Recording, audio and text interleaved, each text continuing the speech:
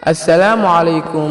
Muuqaalkan waxaan ku soo qaadanaynaa qodobo badan waxaana ka mid ah aqbal naftaada. Ugu horeyn, jeclow naftaada, horena u sii soco. Haddii aad rabto in aad duusho, waa inaad iska daysaa waxa hoos ku celinaya. Qabo waxa saxda ah, ma aha wax fudud, mana aha wax dadku ay ku caan baxeen ama ay caan ku yihiin. Raac qalbigaaga, dhagayso codka gudahaaga ka guuxaya. Joojina in aad ka welwesho wax dadka kale ay neceb yihiin. Waxa tegay waa meel tixraaceed maaha meel la dego. Nolosha waxay noqotaa mid fudud oo qurux badan marka aan arki karno wanaagga dadka kale.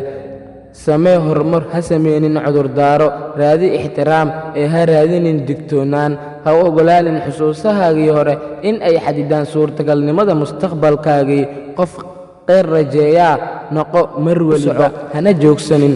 Haddaad naftaadii waxa ay ku farayso samayso, waddada guushii ayaad raacaysaa, guushii ayaad gacantii ku dhigaysaa. Waa haddaad naftaadii ku kalsoonaato, dadaalna aad samayso. Laakiin haddii dadka waxa ay ku dhahaan aad raacdo, adigana guul ma gaaraysid. Waddadii guushan waad ka soo degaysaa, waddadii baaba'a iyo khasaarada iyo hooga ayaad ku dhacaysaa. Mar walba ku kalsoonaaw naftaada. Kalsoonidu waa shay muhiim ah.